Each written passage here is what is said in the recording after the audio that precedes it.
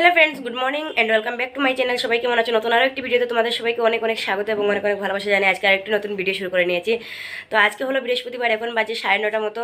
তো এখন আমি সকাল সকাল রেডি হয়ে পড়েছি, যাব হচ্ছে টাউনে। ওই দিন যে গিয়েছিলাম তোমরা দেখতে পেয়েছিলে, তো সেখানে আজকেও যাচ্ছি। গতকালকে তো পুজো ছিল, বন্ধ ছিল। আর এর আগের দিন কি যেন একটা প্রবলেম ছিল না, এর আগের দিন তো গিয়েছিলাম মনে হয়। যাই হোক, তো আজকে মানে সুযোগ হয়েছে আর কি যাওয়ার। গতকালকে ভেবেছিলাম যাব, কিন্তু তো আর সরস্বতী পূজার জন্য বন্ধ, যেহেতু আর হয়নি। তো যাচ্ছি, কি হবে কি না, আগে থেকে বেশি এক্সাইটেড হয়ে লাভ নেই, কারণ সেদিনকে ওরকম মানে ভীষণ এক্সাইটেড ছিলাম আর গিয়ে কাজটা হয়নি। তো আজকে এতটা এক্সাইটেড নয় আর কি। তো দেখা যাক কি হয় কি না। যাচ্ছি, তো সব কিছু তোমাদেরকে আমি পরে বলবো।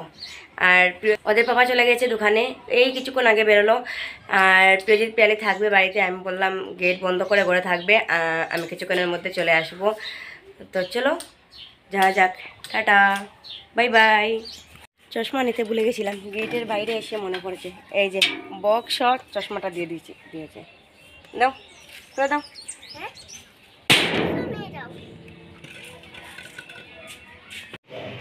তো দেখতে পাচ্ছ বন্ধুরা, আমি চলে এসেছি ব্যাংকে, IIFL ফাইন্যান্স। তো এখান থেকে ঋণ নিয়েছিলাম, গোল্ড লোন।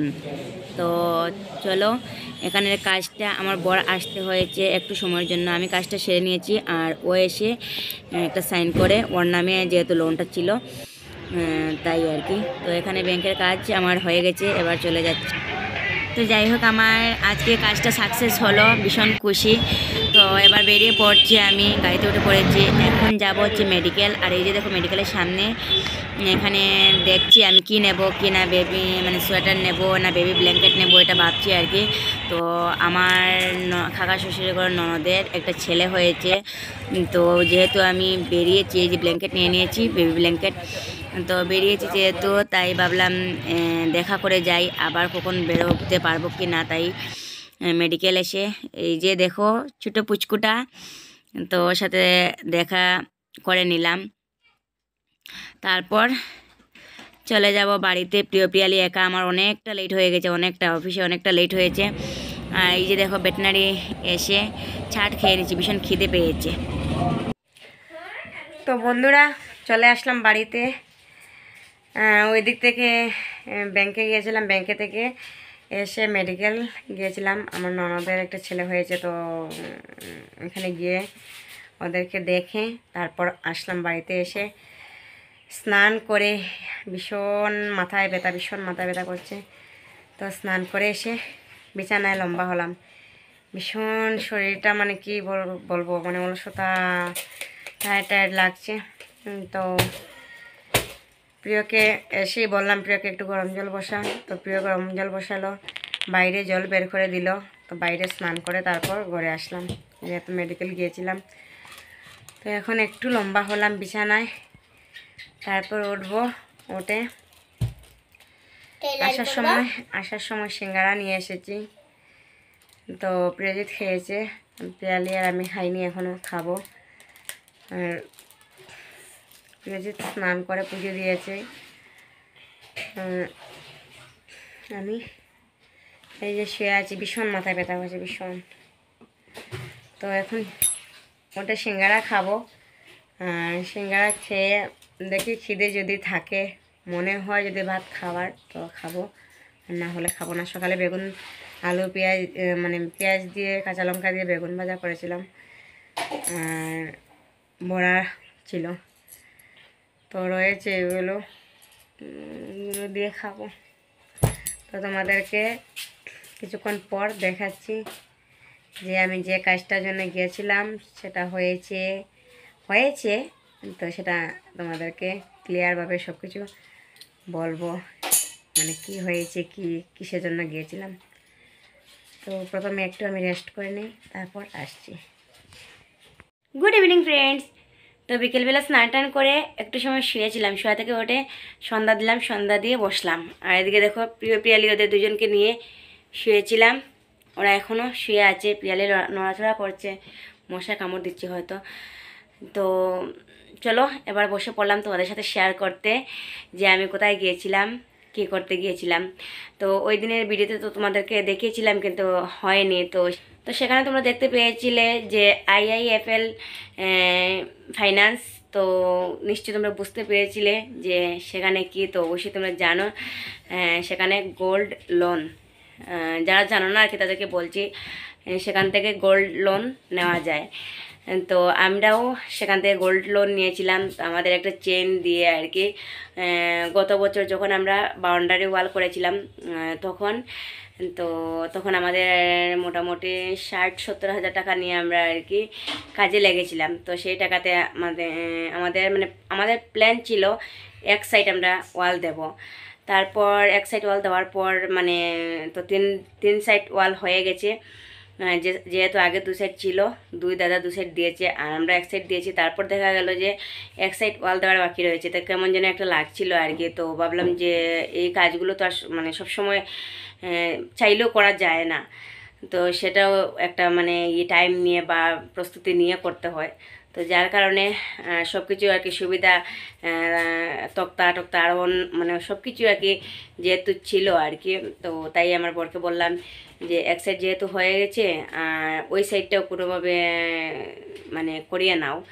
তো সেখানে ওই আমাদের পাশের দাদা 10,000 টাকা আমাদেরকে দিয়েছিলেন আর কি, ধার হিসেবে আর কি। এই দাদার 10,000 টাকাটা আমরাও দিয়ে দিয়েছি আর কি, রিটার্ন কিছুদিন পর দিয়েছি। আর তাতেও হয়নি। তো তখন কি করেছি, এটাই আমাদের মাথায় এসেছে আর কি যে চেনটা যেহেতু গড়ে আছে তো ওইটা দিয়ে ফাইন্যান্সে আর কি গোল্ড লোন আর কি নিয়ে নেই। তো তখন আমরা নিয়েছিলাম এই চেনটা দিয়ে আর কি, আমার বরের চেন এটা। তো চেনটা দিয়ে আমরা 40,000 টাকা নিয়েছিলাম। তো গত যে কিবারে গিয়েছিলাম সেদিনকে ভিডিওতে ভুলে গেছি। তো তখন আমরা 40,000 টাকা নিয়ে গিয়েছিলাম আর কি ওই চেনটা ছাড়াতে। তো সেখানে আমরা 1 বছর ধরে কোনো সুদ দিইনি। তো যার কারণে সুদ আমরা 8,000 টাকার মতো সুদ হয়েছে। তো সুদ দিয়ে তারপর এই টাকা দিয়ে আর কি হচ্ছিল না। তো তারপর যাই হোক টাকা ম্যানেজ করে 2 দিন তো যেতে পারিনি। তারপর আজকে গিয়েছিলাম, গিয়ে চেনটা ফাইনালি ছাড়িয়ে নিয়ে এসেছি। তো ভীষণ খুশি লাগছে।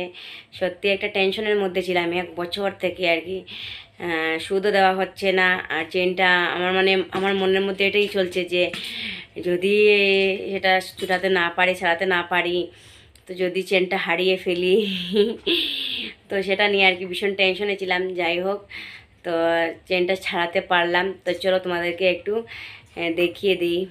তো এই বিশেষ কাজের জন্য আর কি চেনটা আমাদের বন্ধক দিতে হয়েছিল।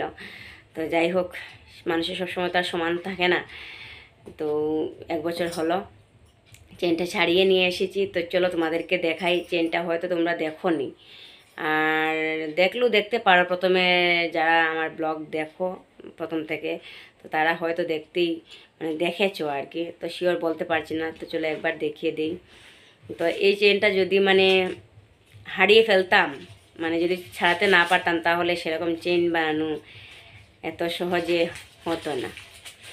তাই আর কি ভীষণ খুশি লাগছে। ওই দিনটাতে আমি ভীষণ এক্সাইটেড ছিলাম যে না ছাড়িয়ে নিয়ে আসবো।